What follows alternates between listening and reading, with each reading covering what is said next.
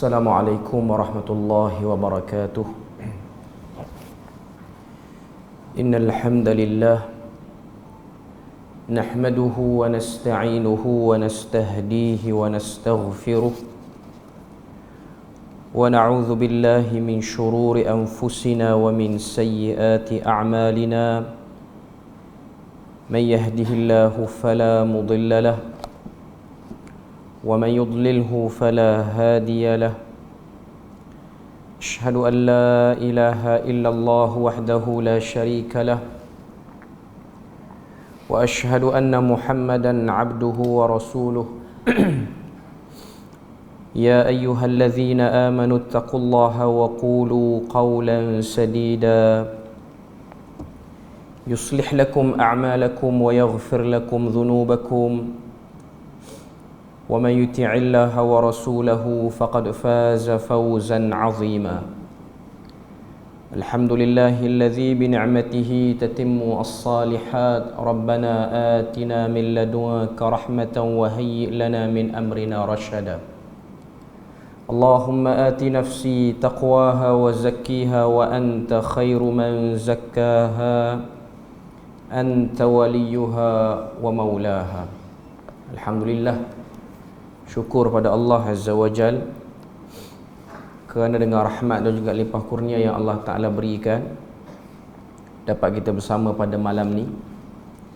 Dan insya-Allah malam ni kita akan membahas satu risalah yang baru, yang mana sebelum ni di masjid ni saya bahaskan satu buku berkaitan dengan pemikiran aliran semasa yang diterbitkan oleh JAKIM tahun 2015 ataupun ditulis oleh Dr. Aizam Mas'ud. Buku tu tebal, tapi bukanlah kita baca sikit-sikit, bukan kita baca slide-slide, bukan. Kita fokus pada poin-poin tertentu saja. Dan saya tengok kita dah sebut hampir semua poin yang ada dalam tu, yang penting-penting. Antaranya ialah ancaman berkenaan dengan ajaran-ajaran yang berkaitan dengan batiniyah. Lepas pada tu kita ada sebut juga tentang kelompok Syiah yang disebut dalam tu. Selain pada tu isu mistism dan khurafat, dan juga beberapa aliran-aliran moden yang memberi ancaman pada akidah. Dengan sebab buku tu buku yang dah agak lama, tahun 2015, dah berapa tahun dah, sekarang dah 2023, menyebabkan buku tu dia kurang update tentang apa yang berlaku lepas pada 2015 tu. Sebab sekarang ni dia makin banyak. Antara yang tak disebut dalam tu ialah berkenaan dengan ajaran Tuhan Harun, tidak ada. Walaupun ianya ancaman yang agak besar. Okay. Jadi saya rasa buku tu kita dah selesai, dah cover dah. Okay. Jadi malam ni saya nak bawa satu risalah baru yang ada kepentingan juga untuk masyarakat. Dan buku ni telah ditulis oleh satu orang tokoh yang ada sumbangan besar dalam penulisan ilmiah. Dan alhamdulillah tokoh tu berada di negeri Perlis ni, iaitu satu buku yang bertajuk 72 Kisah Para Nabi yang Tidak Boleh Dijadikan Hujah. Buku ni diterbitkan pada tahun lepas, walaupun penulisan dia lebih awal lagi selesai. Ditulis oleh Profesor Dr. Basri Ibrahim, yang merupakan salah seorang tenaga pengajar lah yang ada di KUIP sekarang. Salah seorang profesor yang ada keahlian dalam bidang ilmu. Dan saya rasa agak rugi. Pertama, tulisan dia banyak. Yang kedua, di Perlis ni dia memegang beberapa jawatan yang agak penting. Antaranya ialah ahli jawatan kuasa fatwa negeri, dan juga salah seorang daripada pensyarah di KUIP. Dengan buku dia yang banyak tu, kalau kita tak manfaatkan untuk dikuliahkan ataupun di promote, dia agak rugi. Bukan saya tak nak baca kitab-kitab yang lebih lama.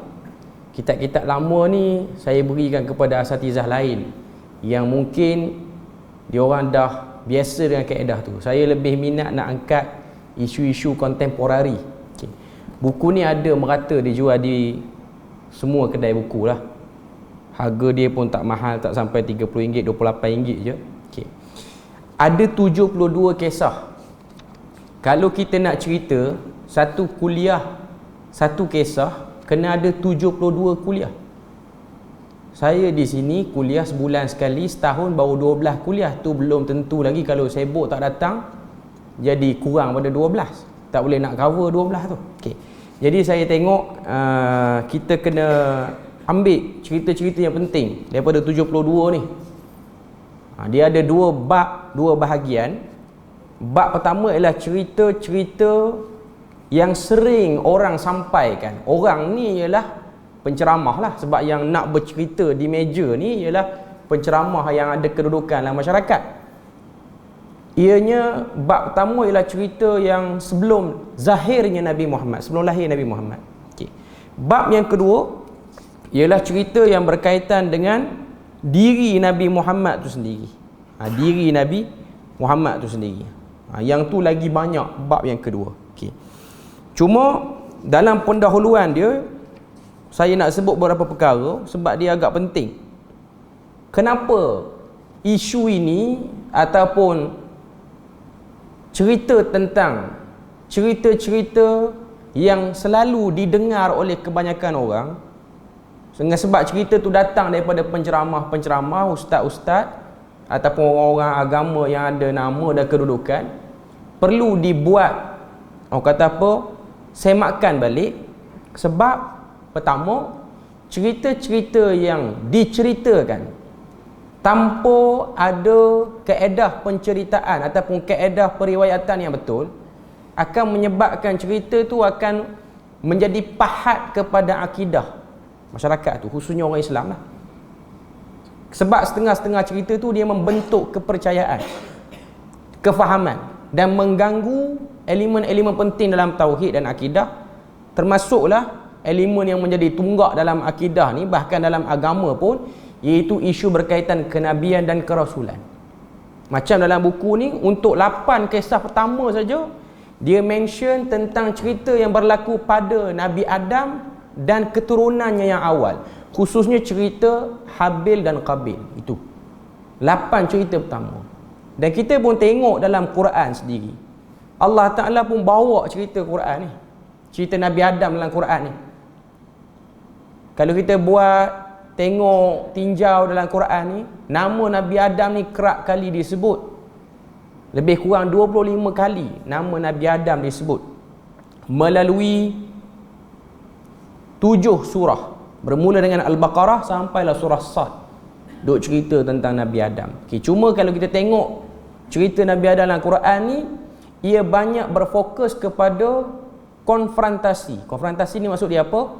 Perbalahan, pertembungan di antara Adam dengan Iblis laknatullah. Banyak fokus yang tu. Allah Ta'ala nak beritahu pada kita, musuh yang paling utama perlu dibimbangi, perlu diwaspadai oleh Adam dan anak cucunya ialah Iblis dan juga konco-konconya, termasuklah syaitan dan godaan-godaannya yang lain. Dan itu Tuhan mention dengan agak panjang dalam surah Al-A'raf. Cuma saya bukan nak fokus daripada Quran tu lah. Saya nak fokus kepada cerita-cerita karut yang disandarkan kepada Nabi Adam, yang melarikan kita daripada fokus sebenar untuk tahu cerita Nabi Adam ni cerita apa. Sebenarnya Tuhan ceritakan tentang Nabi Adam ni untuk kita tahu apa dia daripada cerita Nabi Adam. Riwayat apa ataupun kepentingan apa nak ambil. Okay. Sebelum pada kita masuk beberapa kisah yang sempat kita ambil pada malam ni. Okay. Kenapa kisah palsu, kisah yang daif, kisah yang bermasalah ini ianya masuk dalam masyarakat? Bahkan dia lebih popular pada kisah yang sahih. Kerana ada beberapa golongan yang mempromosikan benda ni. Benda ni sampai masuk dalam masyarakat. Sebab tu kalau kita tengok, antara beberapa golongan yang di-highlight dalam pendahuluan oleh penulis, yang pertama, kalau zaman Nabi lagi, sebelum zaman Nabi Muhammad lagi, ialah golongan ahli kitab, khususnya Yahudi. Yang mana mereka ni ada satu tabiat buruk. Tabiat buruk mereka suka buat cerita, mereka suka buat tambah ataupun kurang cerita yang ada dalam Taurat. Dan dia ambil kesempatan di atas buta hurufnya bangsa Arab pada waktu tu sebelum datang Nabi Muhammad. Menyebabkan cerita-cerita memahami malaikat dengan konsep yang sebenar, mengenal Tuhan dengan konsep sebenar, akhirnya rosak dengan sebab tokok tambah daripada ahli kitab. Sebab tu kita baca surah Baqarah juzuk pertama lagi Tuhan sebut fawailul lilladzina yaktubunal kitaba biaydihim thumma yaquluna hadza min indillah liyashtaru bihi thamanan qalila fawailul lahum mimma katabat aydihim wa wailul lahum mimma kanu yaksibun. Tuhan sebut pada surah Baqarah, celakalah tangan-tangan yang telah menulis tambahan daripada ayat Tuhan. Ini kerja ahli kitab. Dia tambah daripada ayat Tuhan, daripada Taurat tu tambah. Cerita tu taklah panjang meleret, tapi dia yang leret-leretkan cerita tu. Dia ikut pada keperluan. Kalau dia rasa dia tak suka Nabi tu, dia akan burukkan Nabi tu. Ataupun dia suka Nabi tu, dia angkat lebih Nabi tu melalui riwayat-riwayat yang ditambah. Tuhan kata fawailul lilladzina yaktubunal kitaba biaydihim, celaka tangan yang telah tulis tambahan daripada kitab ini. Summa yaquluna hadza min indillah, kemudian buat pengakuan pengisytiharan kata ini bahagian daripada firman Tuhan, sedangkan dia bukan firman Tuhan. Tujuan apa? Tambah, kurang, edit bagi panjang ataupun delete bagi banyak. Liyashtaru bihi thamanan qalila, untuk beli satu benda yang murah harganya, iaitu pengaruh orang kepada dirinya, ataupun dalam perkataan yang lebih mudah, membeli dunia untuk dapat habuan dunia tu. Ini Yahudi yang pertama. Itu golongan pertama. Golongan yang kedua, iaitu selepas daripada tertubuhnya ataupun kesinambungan berlaku pada kerajaan Khilafah Abbasiyah, kerajaan Bani Abbas, maknanya ini selepas daripada Khulafa Ar-Rashidin, golongan-golongan pentaksub kepada tokoh tertentu. Waktu Khilafah Abbasiyah ni lah waktu keluarnya imam-imam yang hebat dalam mazhab fiqh. Abu Hanifah, Imam Malik, Imam Syafi'i. Mereka-mereka yang taksub kepada Imam Abu Hanifah, taksub pada Imam Syafi'i, memusuhi Abu Hanifah, memusuhi Imam Syafi'i. Mereka membuat hadis-hadis palsu, cerita-cerita palsu untuk memburuk-burukkan. Sebab tu antara contoh yang kita tengok yang telah dibawa oleh para ulama dalam himpunan hadis-hadis palsu ni, iaitu satu hadis yang telah dibuat oleh pentaksub kepada mazhab Abu Hanifah, terutamanya waktu zaman Imam Syafi'i berhijrah ke Mesir. Di Mesir pada waktu tu ramai berpegang dengan pandangan Abu Hanifah, dan mereka ni tak nak keluar, dan dia orang tak suka tengok perkembangan yang dibuat oleh Imam Syafi'i, dan Imam Syafi'i banyak memberi pandangan yang berlainan daripada mazhab Abu Hanifah. Pada waktu tu keluar satu hadis, dakwa kata ni hadis, dan yang membaca hadis tu ialah tokoh-tokoh besar bagi mazhab Abu Hanifah ataupun mazhab Hanafi, iaitu hadis yang terkenal.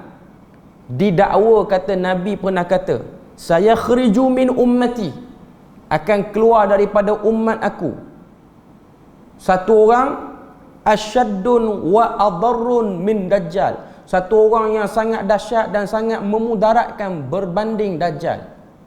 Ismuhu Muhammad bin Idris, yang bernama Muhammad bin Idris, iaitu Imam Syafi'i. Tujuan dia apa? Ketaksuban. Tujuannya ialah ketaksuban. Sebab tu kalau kita tengok golongan-golongan mazhab Abu Hanifah dulu, diorang selalu buat cerita, ni cerita tepi-tepi jalan. Diorang kata Imam Syafi'i ni tak hebat mana. Sebab apa tak hebat? Sebab kena tunggu Abu Hanifah mati dulu baru dia keluar pada perut mak dia. Kan tuan-tuan tengok, tahun wafat Abu Hanifah 150.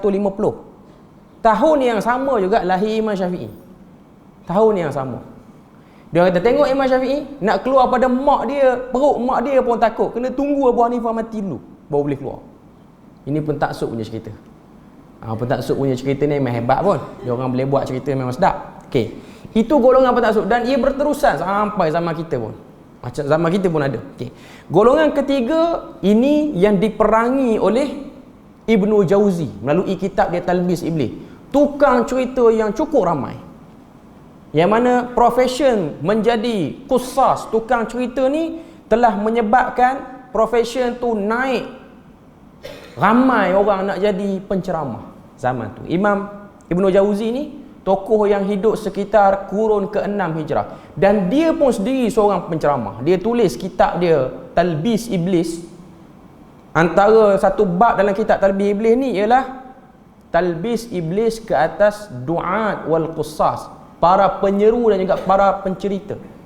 Dia tu sendiri tukang cerita lah. Dan cerita ataupun syarahan yang dibuat oleh Ibnu Jauzi ni ramai orang ikut. 10,000 tak lari orang datang nak dengar dia bercakap. Tapi dia duduk di atas panduan ilmu yang betul. Dia memerangi kelompok ni, sehingga perbuatan dia tulis buku Talbis Iblis tu tidak disenangi oleh mereka-mereka yang tak begitu cermat dalam bawa cerita-cerita berkaitan dengan hadis ni. Termasuklah tokoh-tokoh agama. Sebab tu ada satu orang tokoh besar dalam mazhab Syafi'i. Ibnu Jauzi ni mazhab Hanbali.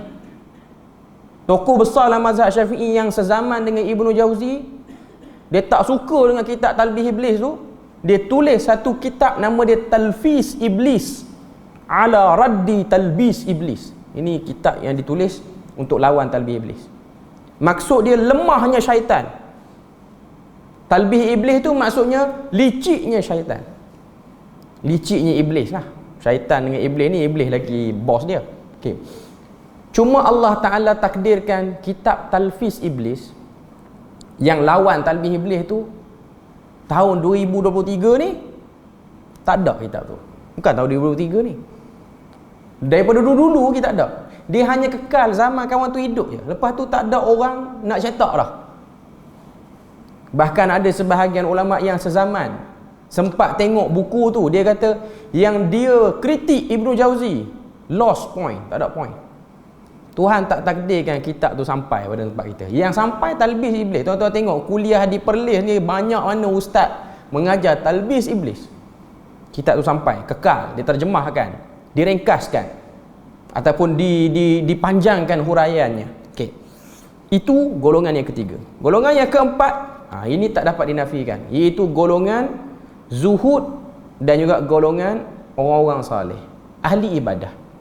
Ahli ibadah ni ialah orang yang selalu orang pergi jumpa minta nasihat, dengan sebab dia orang agak kurang menyertai majlis ilmu, menyebabkan dia orang suka bercerita benda-benda yang tak jelas, dan mereka menjadi penyumbang kepada tersebarnya hadis-hadis palsu. Yang kelima, pengampu pemerintah. Yang ni kalau kita tengok, pengampu pemerintah ni pun masih lagi dalam dinasti Abbasiyah, masih lagi dalam Khalifah Abbasiyah dan keseluruhannya lah. Maknanya nak bagi pemimpin tu rasa seronok, dia buat hadis-hadis yang angkat pemimpin tu. Dan yang keenam ialah golongan Syiah yang masih lagi valid sampai sekarang, dan mereka ada sistem yang agak baik menghimpunkan hadis-hadis palsu dia orang, dan dia orang ada kitab-kitab hadis sendiri, ialah golongan Syiah sampai sekarang. Itu lebih kurang 6 golongan yang menyumbang kepada pekatnya dan lekatnya hadis palsu, hadis-hadis dhaif, hadis-hadis dhaif yang bermasalah. Kalau hadis dhaif yang ringan-ringan tu kita okey lagi. Dan memang kita kena tahu pun pandangan para ulama tentang penerimaan hadis dhaif ni, yang paling terbaik ialah pandangan yang dikemukakan oleh sekelompok ulama, boleh mengamalkan hadis dhaif dalam fadail a'mal, iaitu fadilat-fadilat amal, benda-benda yang saran kita suruh buat benda baik, suruh kita tinggalkan untuk buat benda-benda buruk ni, boleh beramal daripada hadis dhaif. Tapi ada 3 syarat. Ini saya sebut sikit. Yang pertama, dhaif itu tidak keterlaluan. Macam mana nak tahu dhaif tu keterlaluan ataupun tidak? Perlukan pada proses pengenalan ilmu mustalah hadis. Sebab tu dalam masyarakat pun dia kena ada penceramah yang boleh cerita ilmu tentang nak kenal hadis palsu dengan hadis dhaif, dengan hadis sahih, dengan hadis hasan, secara ringkas, secara mudah. Ibnul Qayyim Al-Jauziyah dia ada buat satu buku tentang benda ni untuk orang awam, dan dah ada terjemahan dalam bahasa Melayu Malaysia lagi. Tuan-tuan carilah mana-mana penceramah untuk cerita tentang benda tu. Benda tu penting untuk sekarang. Okey. Yang kedua ialah apa yang ada dalam hadis dhaif itu masih lagi duduk di bawah prinsip hukum syarak ataupun berpayung padanya dalil Quran ataupun dalil hadis yang umum. Maknanya hadis dhaif tu dia cuma elaboration fadilat daripada hadis sahih yang cerita satu amalan. Contoh hadis kelebihan salat sunat duha, kelebihan yang berbagai-bagai. Kebanyakan hadis dhaif, kebanyakan hadis kelebihan salat sunat duha ni kebanyakannya ialah hadis dhaif. Tapi salat sunat duha tu dhaif tu tak? Dia tak dhaif. Hadis tentang salat sunat duha tu sahih, boleh buat. Cuma tengok kelebihan yang berbagai-bagai, yang tu ada petanda kedhaifan. Boleh buat tak? Tak boleh buat. Sebab ada hadis dhaif, ada hadis sahih yang memayungi amalan itu. Ada petunjuk. Dan yang ketiga syarat yang diletakkan oleh para ulama ialah waktu kita beramal dengan hadis dhaif ni, kalau hadis yang berbentuk fadilat yang banyak ni, kita tidak i'tiqad ianya sabit daripada Nabi. Cuma ianya ialah sesuatu yang menjadi pendorong untuk buat benda tu. Baca hadis-hadis tu menyebabkan rasa ringan, rasa seronok, rasa nak buat. Itu saja berkaitan dengan hadis dhaif. Okey, saya tak nak cerita panjang sebab kita nak fokus pada kisah-kisah yang tak boleh dijadikan hujah. Okay. Untuk bab pertama ni kisah sebelum zahir dan lahirnya Nabi Muhammad. Okay. Kisah yang pertama ialah perintah Allah Azza wa Jal kepada para malaikat untuk bersujud kepada Nabi Adam selaku manusia pertama yang diciptakan. Okay. Adakah kisah ni palsu ataupun dhaif? Kisah ni tak palsu, kisah ni tak dhaif. Sebab dalam Al-Quran pun sebut dengan jelas, wa idh qulna lil malaikati isjudu li Adam. Ketika mana kami berkata kepada para malaikat, sujudlah kepada Adam. Fasajadu illa iblis. Semuanya sujud kecuali iblis. Yang jadi problem cerita dalam ayat tu, kalau kita buka tafsir At-Tabari baik, tafsir Ibnu Katsir baik, ialah cerita tentang siapa iblis. Yang tu ada problem. Cerita sujudnya para malaikat kepada Nabi Adam tak ada isu. Yang ada isunya ialah keengganan iblis kerana apa dan daripada mana asalnya iblis.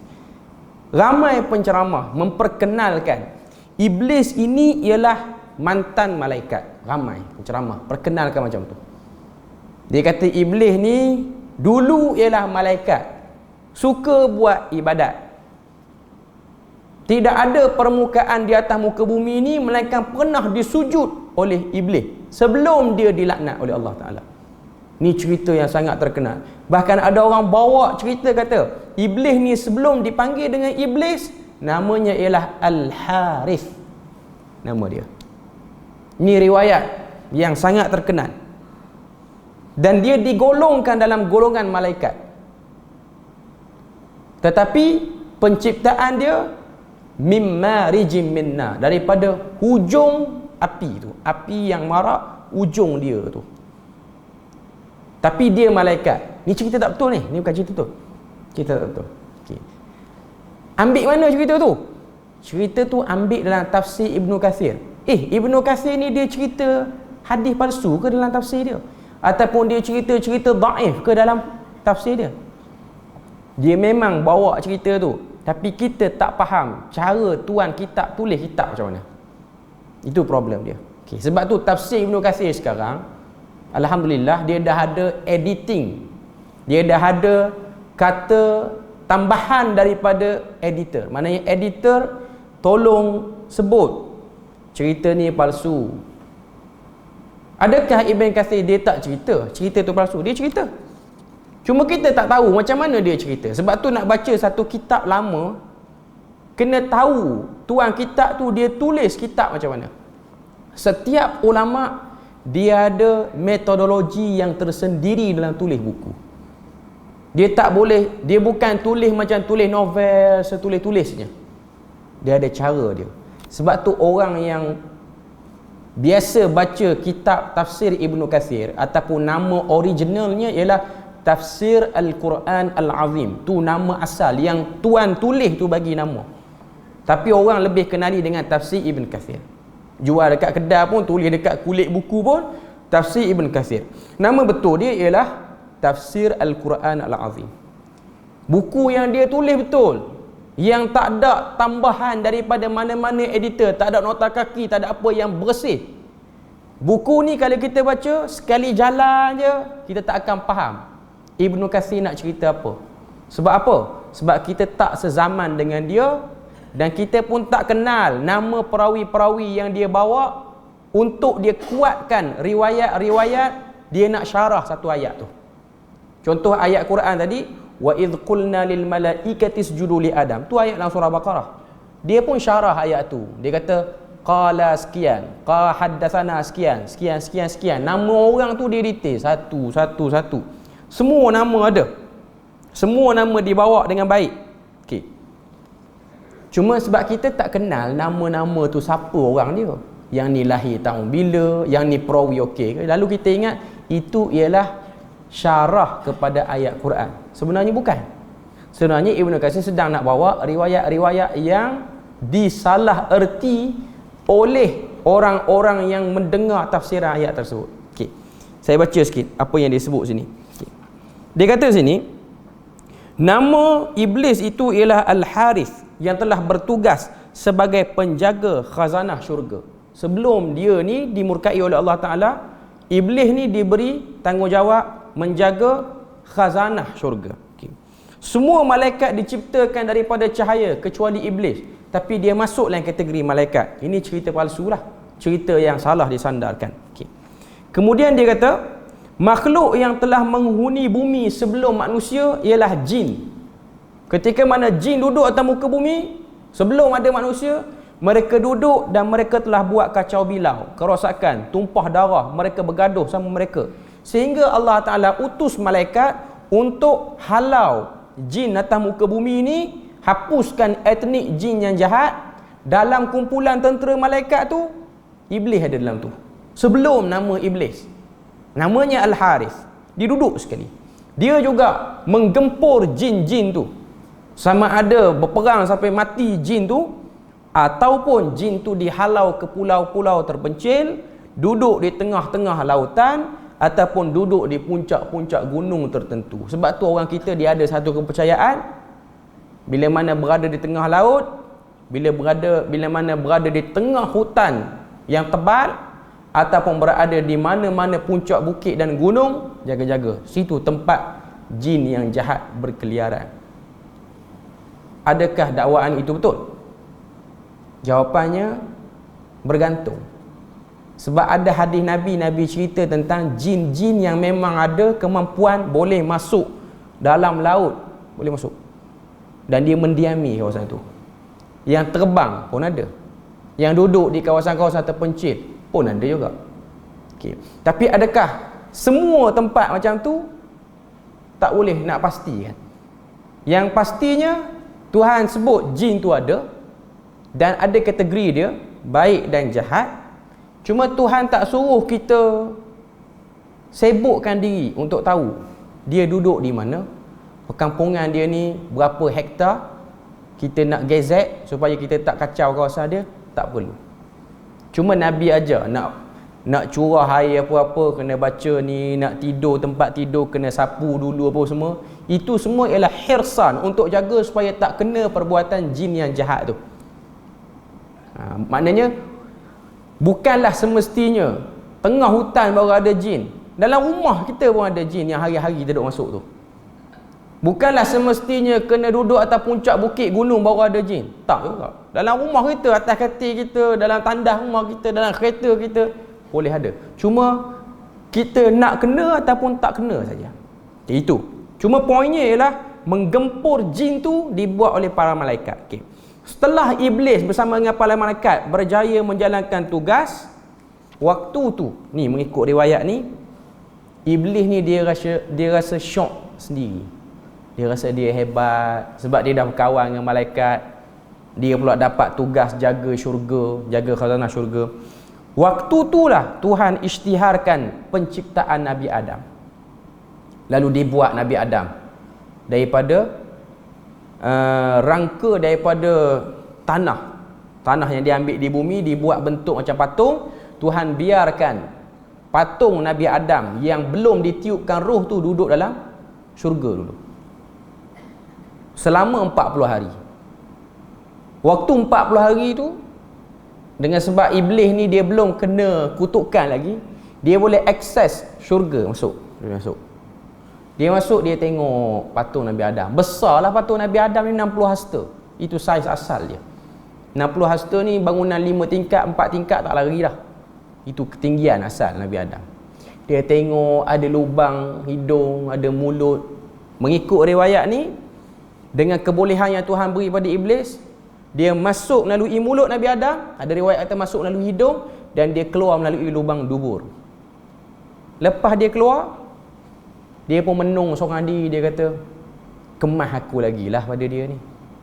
Tiba-tiba seorang diri dia, tak tahu datang pada mana, kemas aku lagi pada dia ni. Kalau Tuhan nak masyhurkan dia sebagai makhluk yang hebat, aku pasti aku lagi hebat daripada dia.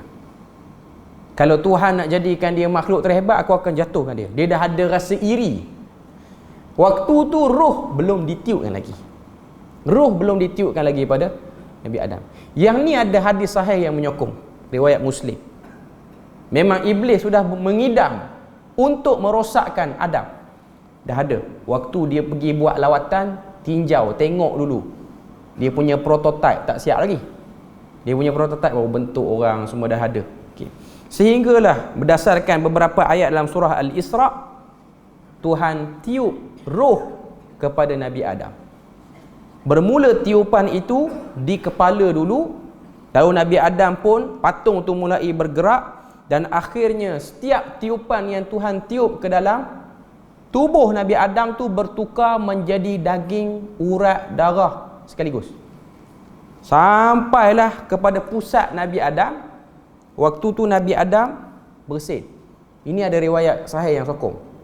Waktu Nabi Adam bersin, Allah Ta'ala pun doakan. Bukan doa, Allah Ta'ala sebut pada Nabi Adam, kamu akan mendapat kebaikan. Doa ni kerja kita, bukan kerja Tuhan. Okay. Maknanya diberikan kebaikan pada Nabi Adam. Cuma waktu dah sampai dekat pusat ni, Nabi Adam ni dia kalut nak bangkit, nak berdiri, nak berjalan, nak test berjalan. Waktu tu dalam surah Isra ayat yang ke-11 Tuhan kata wa khuliqal insanu min ajal. Begitulah sikap manusia, tergesa-gesa, baru tak habis lagi kalut dah Nabi Adam. Sebab tu kita pun ada lah penyakit kalut ni. Nak apa-apa kalau kena susah sikit nak keluar cepat-cepat. Kau nak dapat apa-apa tak nak lambat-lambat, tak boleh nak lambat-lambat, nak kena cepat. Okey. Jadi itu antara riwayat-riwayat yang okey. Riwayat yang problemnya ialah riwayat yang kata iblis itu daripada komuniti malaikat. Yang tu tak betul. Yang kata dia jaga syurga, yang tu pun tak betul. Okey.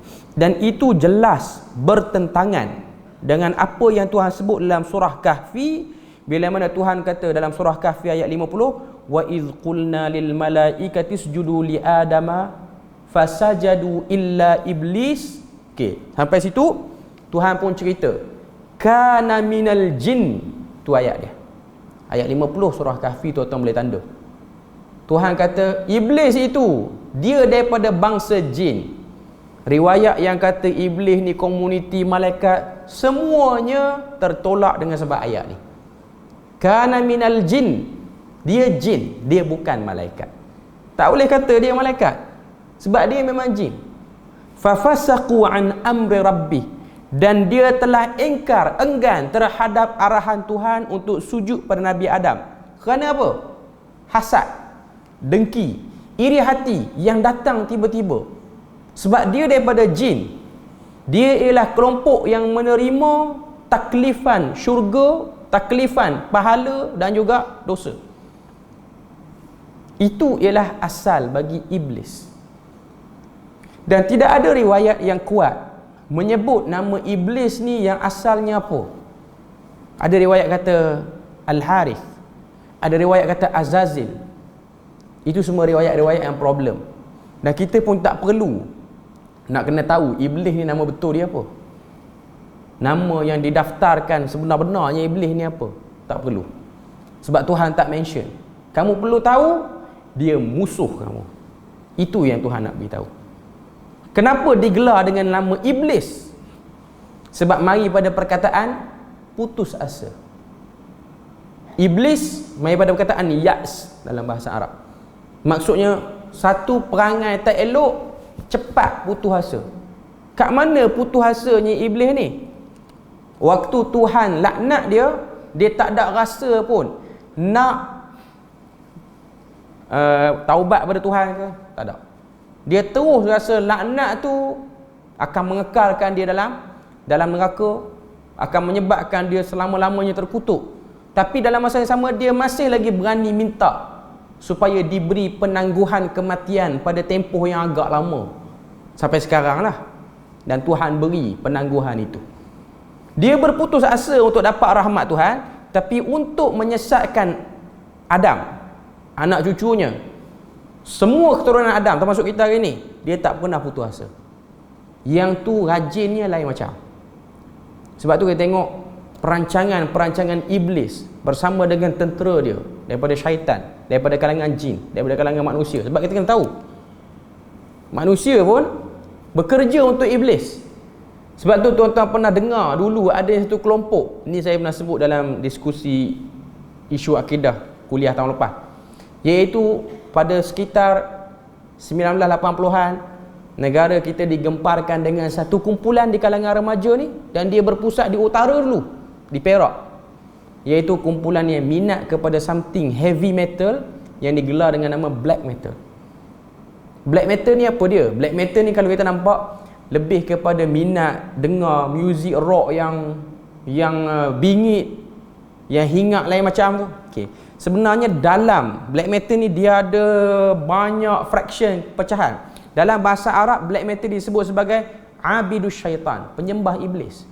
Dia berasal daripada satu kelompok di Eropah, iaitu pengikut Lucifer. Lucifer tu nama kepada iblis. Disembah, diberikan orang kata apa, penghormatan, dirajahkan, dijamu, itu semua adalah. Okey. Maknanya ini semua tentera-tentera dia, dan dirancang untuk buat itu, buat ini. Sebab tu ada dalam hadis riwayat Imam Muslim, Nabi kata inna iblisa lahu arsyun.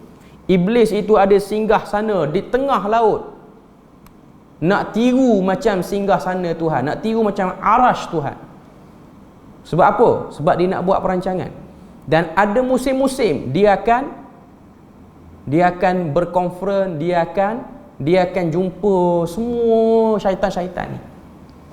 Waktu tu dia akan buat correction. Kat ni kita kena ejah, bagi lebih lagi godaan dia. Sebab tu pada hari tu syaitan akan bentang. Aku dah goda orang ni, dah goda orang ni. Tengah laut, laut mana? Tak tahu. Adakah laut tu laut yang tempat disebut dengan nama segitiga Bermuda tu? Itu dakwaan. Yang orang kata lalu kawasan tu hilang, kapal terbang tak boleh lalu. Tuan-tuan bacalah fakta. Sebenarnya kapal terbang duduk lalu pun atas tu, tak hilang pun. Okay. Cuma adalah beberapa keadaan hilang, lalu orang panggil itu lubuk dia. Wallahu alam, tak diketahui lah betul ataupun tidak, sebab Nabi pun tak mention. Dan para sahabat pun tak ada kesungguhan nak tahu benda tu dengan detail. Jadi tak ada kepentingan untuk kita tahu benda tu lebih-lebih. Cuma Nabi cerita iblis akan bentang, syaitan akan bentang. Aku goda orang ni, maka iblis akan bagi dia reward. Akan bagi dia satu imbuhan. Imbuhan tu tak pastilah apa dia. Cuma sampai satu syaitan dia beritahu kepada iblis, hari ni aku telah berjaya menyebabkan sepasang suami isteri bercerai-berai. Yang sebelum pada tu beritahu, aku telah menyebabkan anak Adam ni tumpah darah, bunuh sama-sama mereka.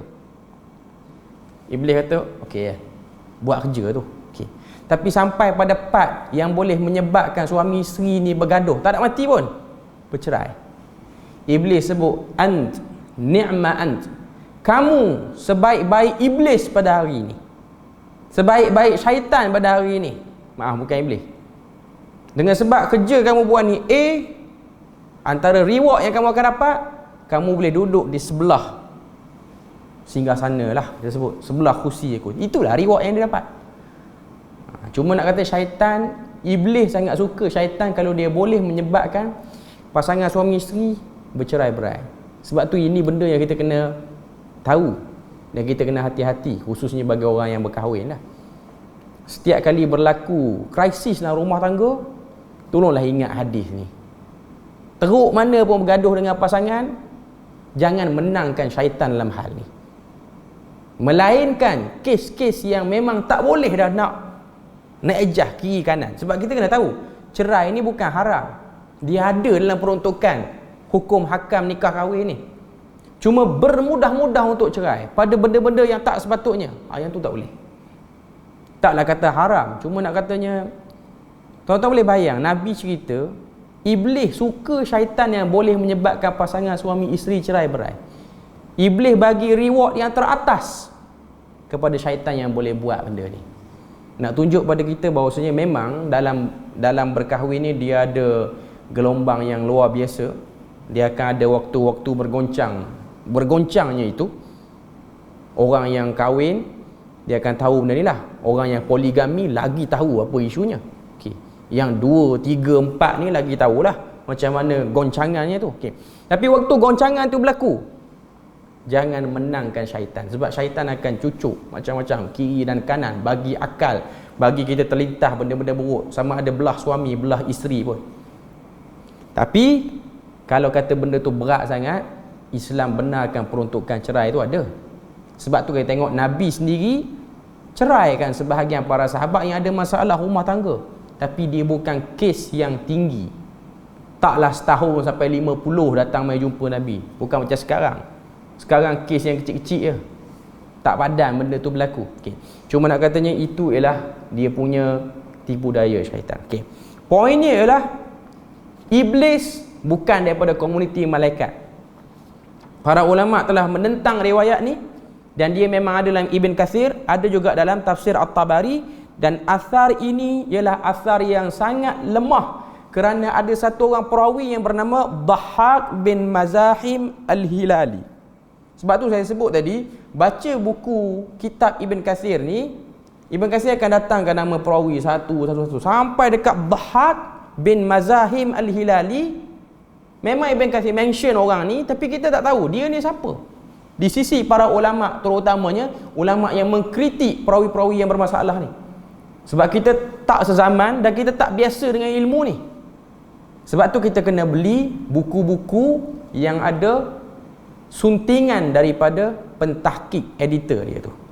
Dia sebut riwayat ni problem. Ibn Kathir letaklah ni bukan nak suruh cerita ke orang, nak suruh cerita yang ni lah riwayat masalah. Cuma kita salah baca saja. Okey, selesai cerita tu. Ada masa lagi, berapa minit lagi.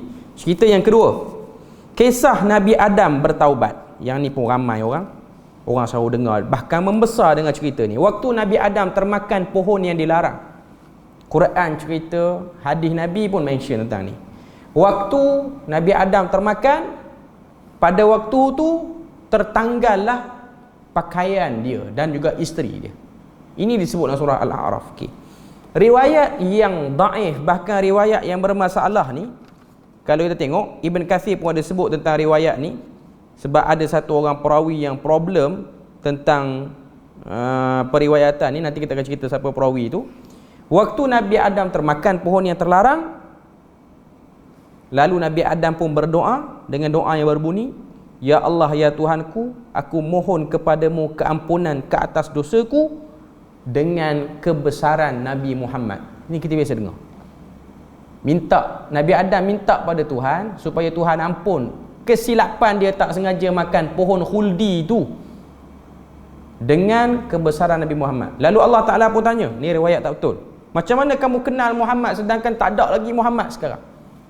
Lalu jawab Nabi Adam, waktu kamu ciptakan aku, waktu kamu tiupkan roh, aku terpandang di sekeliling arash ni ada nama Muhammad. Sebab tu aku minta dengan kebesaran nama dia. Kita bagi lalu azan dulu, nanti kita sambung sikit lagi. Okey, kita sambung sikit lagi. Bila mana Nabi Adam dia kata, Ya Allah, ampunkan dosa aku dengan kebesaran Nabi Muhammad, Allah Ta'ala tanya, daripada mana kamu tahu Muhammad tu? Maka Nabi Adam jawab, waktu kamu tiupkan roh, mata aku dah boleh celik, aku tengok dekat hiasan, dekat arash ni tulis la ilaha illallah Muhammadur Rasulullah, lalu aku rasa tidak ada nama yang diletak sini melainkan dianya memiliki kebesaran. Lalu Allah Ta'ala pun respon terhadap kata-kata Nabi Adam. Dia kata, benar kamu wahai Adam, sesungguhnya Muhammad itu makhluk yang aku kasihi. Kalau tidak kerana kamu menyebut namanya dalam doa tadi, maka kamu tidak akan diampun. Ini cerita yang terkenal. Saya ingat saya dengar cerita ni daripada sekolah rendah lagi cerita ni, yang dibawa oleh guru-guru sekolah lah. Yalah, kita tahu kapasiti guru pada waktu itulah. Okey. Perawi pada cerita ni ada satu orang yang problem, namanya Abdul Rahman bin Zaid bin Aslam. Ini perawi pada cerita ni. Abdul Rahman bin Zaid bin Aslam ni mendapat kritikan oleh ramai ulama. Ada yang kata dia tasyayyu'h, ada yang kata dia macam-macam, tapi riwayat dia kebanyakannya bermasalah. Riwayatnya kebanyakannya ialah bermasalah. Yang pasti, yang betulnya, kita baca dalam Quran surah Baqarah ayat 37, Allah Ta'ala kata fatalaqa Adamu mir rabbihi kalimat fataba alaih. Nabi Adam menerima beberapa kalimat pada Tuhannya, Tuhan pun ampunkan dosa dia. Surah Baqarah tak mention apa kalimat tu. Baca surah Al-A'raf ayat 23, Tuhan kata qala, dua-dua orang tu sebut, Rabbana zalamna anfusana wa illam taghfir lana wa tarhamna lanakunanna minal khasirin. Itu doa Nabi Adam. Wahai Tuhan, kami zalimi diri kami. Kalau kamu tak ampun kami dan tak beri rahmat pada kami, kami akan jadi orang-orang yang rugi. Itulah doa. Doa yang kita semua kena amal dan kita kena baca pun. Rabbana zalamna anfusana wa illam taghfir lana wa tarhamna lanakunanna minal khasirin. Lalu Tuhan pun ampun Nabi Adam AS yang terkena bisikan syaitan. Bisikan apa yang kena pada syaitan? Yang kena pada Nabi Adam daripada iblis, bukan syaitan. Tapi Allah Ta'ala sebut tentang kerja iblis pada waktu tu dengan fi'il syaitan. Kalau kita baca dalam surah Taha, Tuhan sebut fawaswasa ilaihi syaitan. Syaitan telah masukkan waswas dalam hati Nabi Adam. Qala ya Adam. Waktu Nabi Adam waswas, nak makan tak nak makan, nak makan tak nak makan. Buahnya cantik, elok, pokoknya menarik perhatian, attraction tu ada. Iblis datang, hal adulluka, dia kata, wahai Adam, hal adulluka ala syajaratil khuld wa mulkin la yubla. Kamu tahu ataupun tidak, kalau aku boleh tunjukkan pada kamu satu pokok yang boleh menyebabkan kamu kekal lama. Perkataan khuld tu maksudnya kekal. Sebab tu dalam riwayat kita dengar orang cerita buah khuldi. Buah khuldi tu bukan nama spesifik pokok tu. Itu ialah bentuk godaan yang kena pada Nabi Adam, iaitu kata syaitan, kata iblis, makan kamu kekal. Kekal terus dalam syurga ni. Bahkan dalam riwayat Israiliyat kata, iblis tu kata pada Nabi Adam, sebenarnya kamu tengok malaikat yang duduk berkeliling ni kan, malaikat ni kekal ni sebab makan buah pada pokok ni.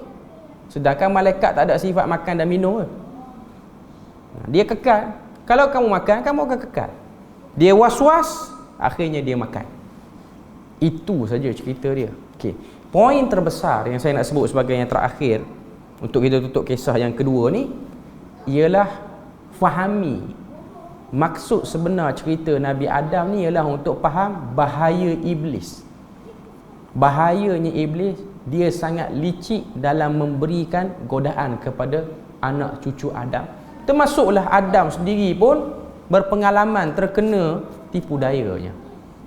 Sebab itulah Allah Ta'ala suruh kita minta lindung daripada iblis ni. Banyak sunnah yang diajar oleh Nabi untuk kita amalkan supaya kita dijauhkan daripada godaan iblis dan juga syaitan. Okay. Jadi kita berpada situ pada malam ni. InsyaAllah kita akan sambung kisah-kisah yang seterusnya. Buku ni ada 72 kisah. 2 kisah dah selesai, ada 70 lagi. Tengoklah kalau Allah Ta'ala rezekikan kita selesailah daripada risalah ni. Jadi kita berpada situ untuk malam ni. Subhanakallahumma wa bihamdika asyhadu an la ilaha illa anta wa astaghfiruka wa atubu ilaik. Wassalamualaikum warahmatullahi wabarakatuh.